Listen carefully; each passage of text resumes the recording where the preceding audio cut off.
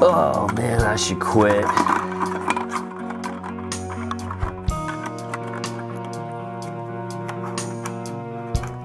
Alright, yeah, it might be a little out of hand for one semester right now. My name is Liam Morrissey, and well, I guess my full name's Liam Winston Rustin Ives Morrissey. My mom's name is Jennifer Morrissey, and my dad's name is Bill William Morrissey. I'm a cadet captain in the Royal Warrior Battalion, ROTC.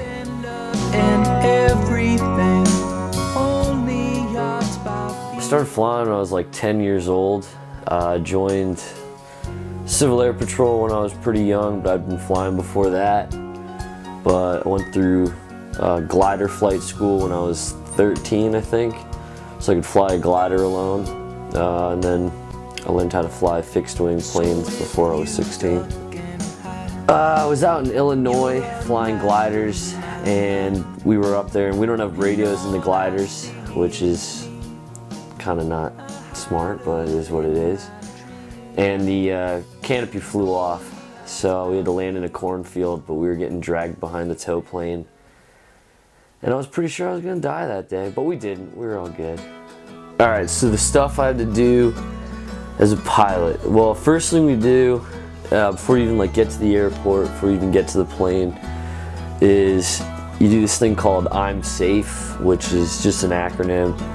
It's just an idea. It's like illness, medication, basically, you know, like, hey, am I good to fly? And they give you a weather briefing and tell you what the clouds are doing, what the pressure's like outside, what the winds are like, all that stuff. Once you get your weather briefing and you figure out it's either good to fly or not, then you're going to go down to the airport and you're going to pre-flight.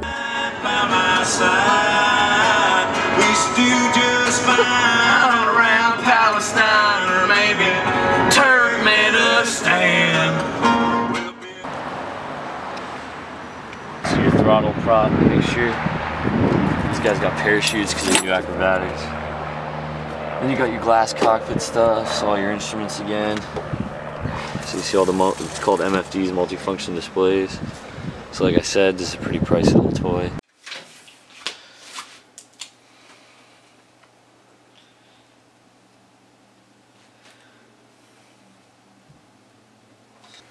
So if we depart, and they are landing that way, so when we take off, we're flying right towards them. So we're gonna go left. Out in here's our practice area, so that's where we go screw around pretty much. But when we take off, even though we don't really have to, we'll talk to Wilkes-Barre Scranton International. We'll call their call departure on 124.5 for the radio there. We'll talk to them. We'll say, so it'll be November 207 Quebec, departing from Wyoming Valley, and we'll probably call them, we'll say like 2,500 feet, climbing to 3,500 feet, requesting flight following. And what they're going to come back with, they're going to come back with a squawk code. So it's this code we enter on basically that thing below the radio, and then we set it to altitude, and they'll be able to track us. So when we're messing around out here, they'll have a radar track for us, and they'll be watching us. So you're going to walk around the plane, you're going to check all the components, so you're going to turn on all the lights, you're going to test the fuel out, you're going to check the batteries, you're going to check the airframe, you're going to check basically like every part of the plane you can, you're going to check to make sure it's not malfunctioning or broken, anything like that.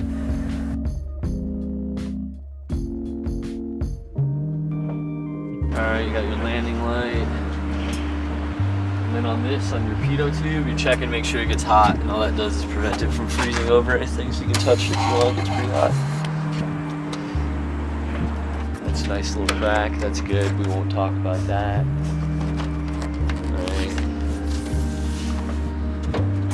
Alright, check our aileron again. So you got your pins, got your push rod, pins again. Making sure it's got freedom of travel, and then you want to make sure the yoke moves when you move it. Alright, your flap, make sure it's not binding on the tracks. Push rod again. The stabilizer, make sure this thing doesn't have any cracks or anything like that. Nothing's wiggling around. Check your stabilizer. stabilizer, or your horizontal stabilizer on these ones, different from the Piper. Just making sure nothing's rattling again. Elevator, want to make sure they're both moving. Okay, check your bolts and all that good stuff again. Okay, check your rudder. Make sure both the wires are moving.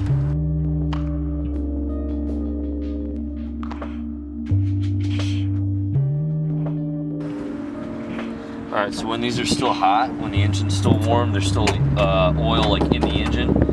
So it's running a little lower than 6, but that's normal because there's still oil in there, so it's not actually a big deal. Check your fuel stuff again. Children. Alright. Check your alternator belt. Color's good. Air filter's clear. Prop's clear. No birdies have made a home.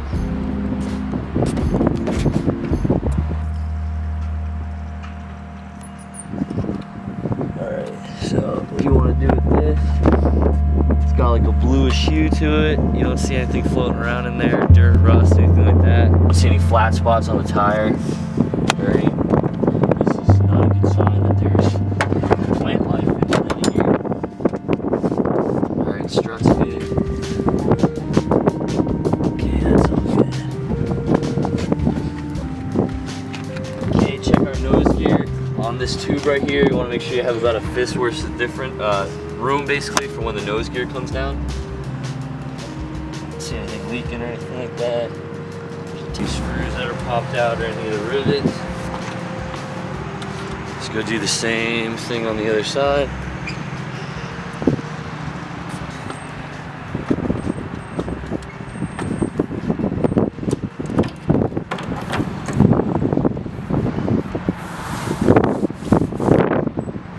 Once you do that, you get inside, and by the way, there's like checklists for everything. So just a sheet that you run down and make sure you did every single part. So then you get inside, then you're getting ready to turn it on. So you know, now you're checking all the components inside again. So all right, before you throttle up, it's like the big, kind of like the big numbers to hit are your master, which is like your power switch. The mags, which is like ignition on a car essentially. Mixture, which is your fuel. So you put your mixture all the way in rich, put your master on, make sure the prop's clear so there's no one right near the plane. Crank it up, and then adjust it, and then once it's on, you're kind of looking immediately for oil temperature, oil pressure. And then you just keep running through the checklists, and then at that point, it's like whatever you decide to do that day on your flight.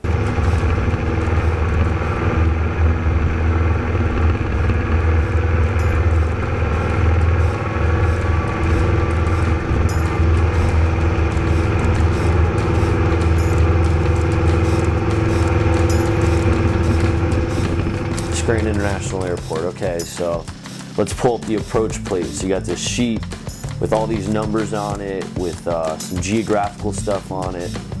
So you're looking at that, making sure you're going to have the right altitude, the right airspeed, the right flap setting. You're talking to them on the radio, so you're talking to Wilkes-Barre approach, you're talking to Wilkes-Barre tower, and then you're talking to Wilkes-Barre ground once you're on the ground. So it's like there's like a flow to everything. It's not, I think a lot of people get in planes and they think, well, these guys are just damn good at what they do, and we are. I mean, we're hot shots, you know. But there's like there's a way to everything, you know. There's a checklist. So there's like a series of things that you run through. And now we don't forget stuff, because it can get pretty damn hectic and stressful and even kind of scary sometimes if it starts getting pretty bumpy out and you're trying to stay at like 100 feet above what they put you at, and you're getting tossed around like 200 feet at a time. It's pretty scary, but most of the time it's fun.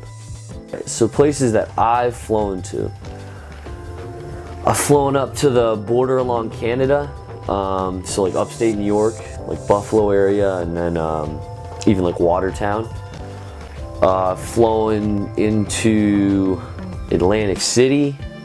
I've flown to Ocean City, Maryland. I've flown all over the place in Pennsylvania. I've been to Pittsburgh, Easton where I live, Scranton, Williamsport, like If you can find an airport on a map in Pennsylvania, chances are I flew either there or pretty damn close to it. Flew out west a couple times, so like Utah area, I did a couple flights. I've flown in Illinois a bunch when I went to glider flight school. I've been all over the place.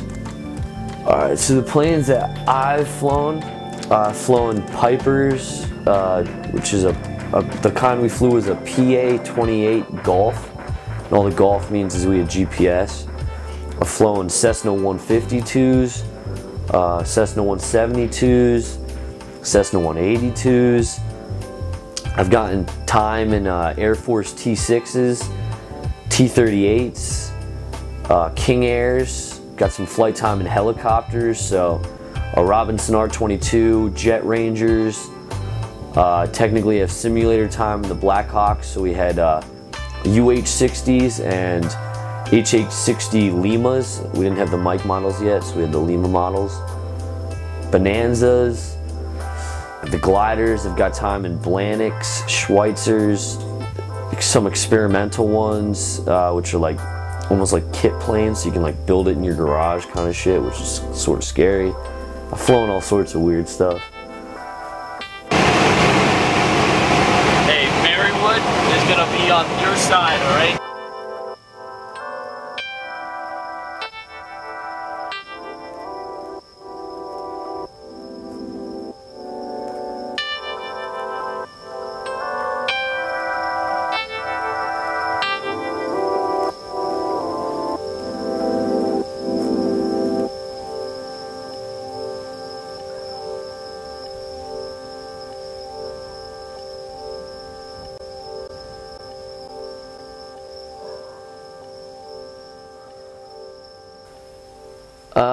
My granddad, from my mom's side, was a brigadier general in the Royal Canadian Air Force, and he flew in World War II.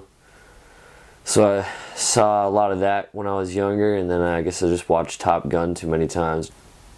I think working kind of like your tasks, organizing your tasks that you have to complete in the Army, and then in the cockpit too. So keeping your stuff organized.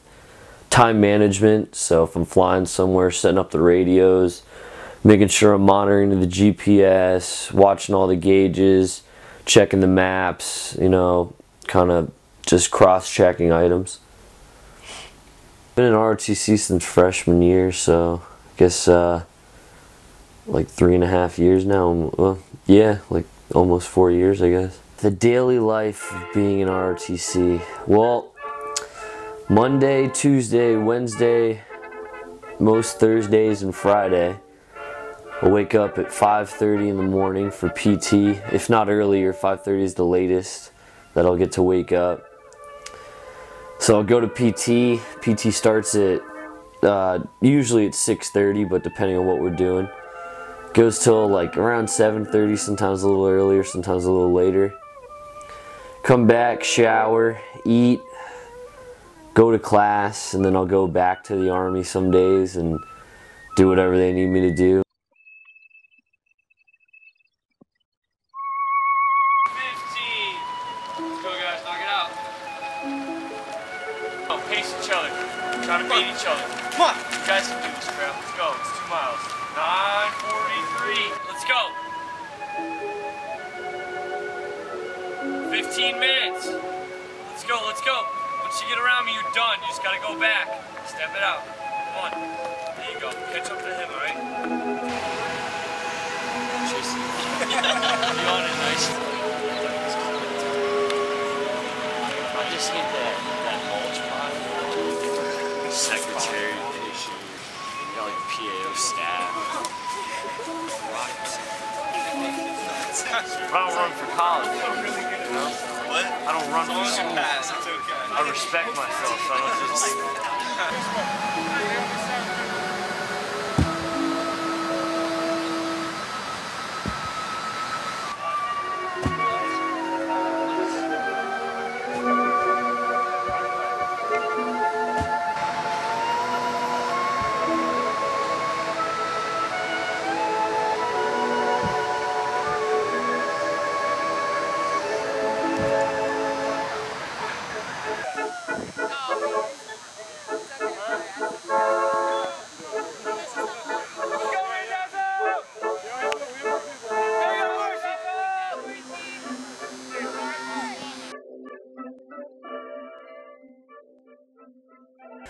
when I go home, I've had to stay up at school because of ROTC instead of going home on some breaks or come back a couple days early, that kind of thing.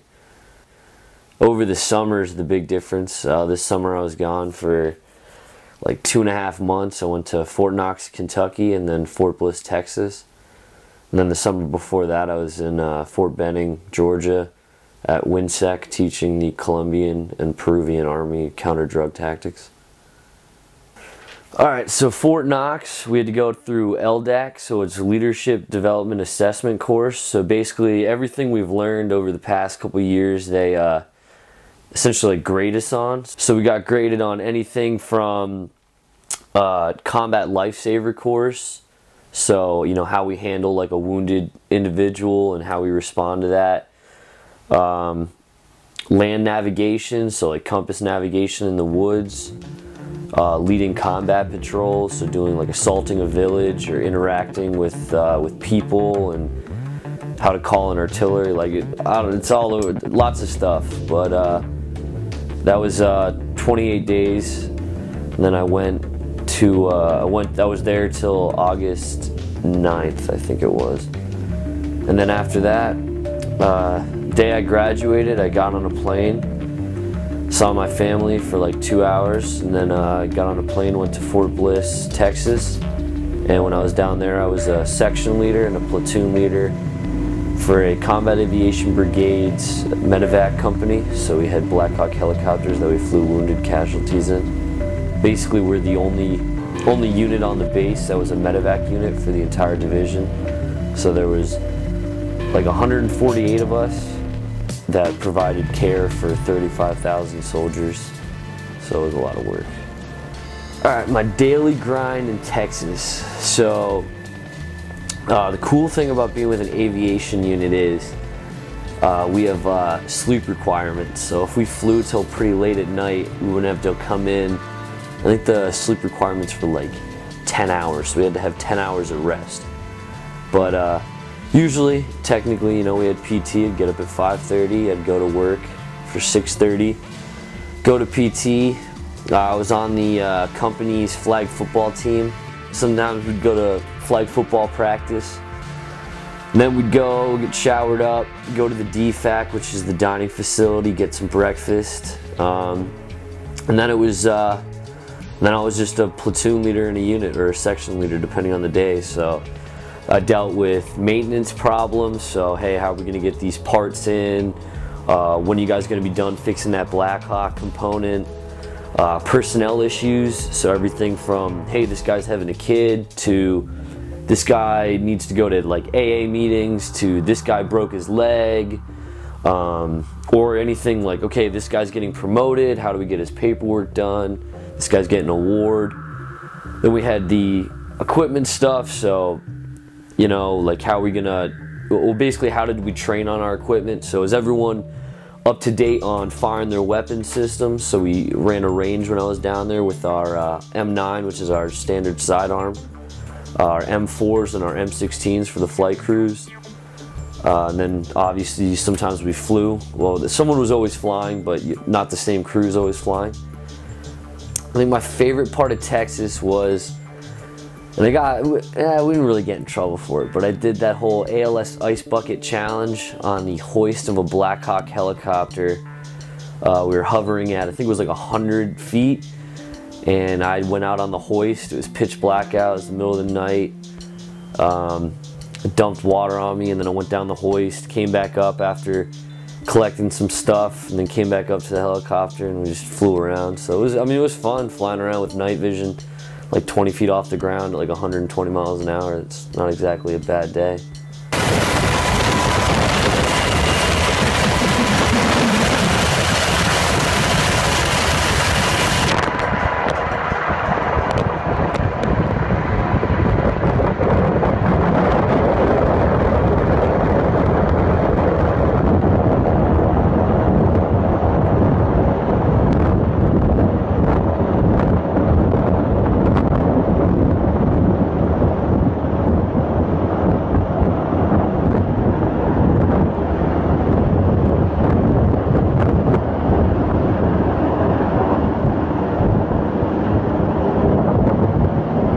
All right, so WINSEC, it's Western Hemisphere Institute for Security Cooperation.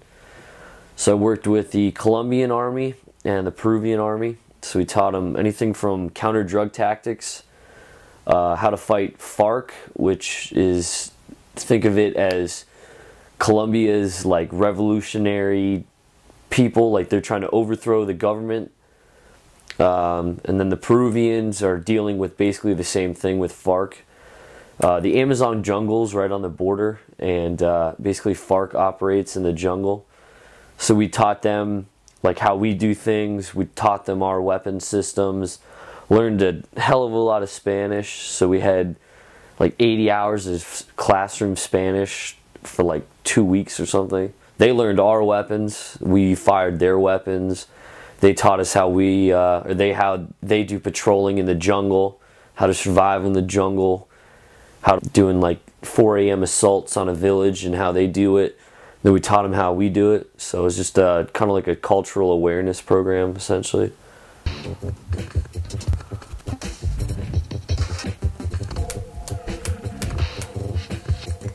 Do it for the vine. Do it for the vine. Sorry, Mom. Gotta do it for the vine. Well, she freaked out when I was in that glider and the canopy flew off, the big, like the window that you see out of. She called me later that day because they were in Paris on the Eiffel Tower, and then I told her the canopy flew off and we were in a tornado warning. That didn't go over so hot. We took my mom flying, and she was in the back, and we flew over our friend's house. So we put the one wing down like pretty damn low, like coming at like 90 degrees almost. Like we were not supposed to do that, but whatever. And she cried a lot, had like a major freak out, so we had to land. She freaks out every time we go on a plane, even like an airliner now. She says it's because she's like worried that we're gonna get in a crash and like we're all gonna die, but when she flies alone she's fine, but she freaks out when Ian and I are there. I don't know why. Oh man, a Jen impersonation. Well, we always have the like, you know, when like me and Ian get to freak out, like we're beating the shit out of one another, or just flipping out on one another, or maybe not even mad at one another, we're just being brothers. And she'll just be like, God damn it, boys! Go upstairs! And anytime we mess with the dogs, Ian will just beat the shit out of Doc sometimes. Not really beat him up, but like squeeze him and everything. And Doc will just get all fired up and say, all in Ian's face. My mom's like, leave him alone! She freaks out on us because she loves the dogs more than us. I think my dad's happy I fly. My dad's an armor guy, so he's in tanks. And then he got he went to Iraq with an infantry unit. And so I think he saw that side of the world, and he's happy that I want to fly in the Army and not like break my body like he did, because he's broken now, old and decrepit, as I tell him, which pisses him off. I think my favorite thing my dad's ever said was my mom was freaking out on me and Ian. I don't even remember why, but you know, it's whatever. But he's just like, Jen, the boys, they're gonna be stupid, they're boys. And that's just how Bill handles it, you know? He just kind of lets us be idiots once in a while. Yeah, so I had 2 lung surgeries. And the second lung surgery, I just got out of surgery, and I'm starting to like come back with it. And I was all doped up though. I was on like Percocet, like not morphine, I can't remember what it's called, but I was allergic to morphine. We figured that out in my first surgery when I started vomiting everywhere, and I was like itching like a mofo and everything. But the second surgery, the nurse, she forgot to come back and give me pain meds. I was on like a pain pill regimen like every 5 minutes, because what they did is cut off the top of my lung, stapled it shut, and then acid burned my lung to my chest cavity. And you know, I was freaking out. I like tried to flip off the nurse and everything, but I couldn't get up. I couldn't talk. So my dad just like leans over me and he's like, take the pain. Men will die in combat. And that was the weirdest thing he's ever said to me, I think. That was pretty damn weird. But yeah, so that's my dad's words of wisdom when you're in pain. I was definitely born with like kind of like a lung defect, but it's pretty common with like tall Northern European males such as myself, and it pretty much sounded like it probably wouldn't have come up, at least as soon as it did, if I didn't fly all the time because of the pressure change and everything. And I think what really did it was doing like aerobatics and gliders and stuff, because you put so much G-force on your on your whole body. So I think that definitely, they said that definitely probably didn't help. So that's what made that happen. My life motto, I like the biggest one. It ticks off my mom, but it is what it is. You know, some stuff in life you just can't change. And that really ticks her off, because she says that's a terrible way to handle your problems. You know, you just kind of got to roll with it sometimes. And then sometimes too, though, you gotta reach out and get what you want in life. You know, so too many people now just sit on their ass and expect stuff to come to them, and that's some like lazy shit. You know, if you want something, go do it. I know all these people are like, oh, well, I'm scared to go skydiving. Well, grow a pair.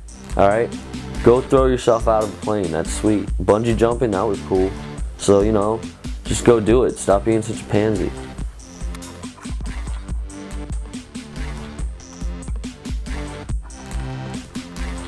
Well, kids, never get involved with tobacco products. I'm not addicted, you know. I just enjoy it a lot. I should really quit. This is my semester collection so far. The old girls here. So yeah, I should probably quit.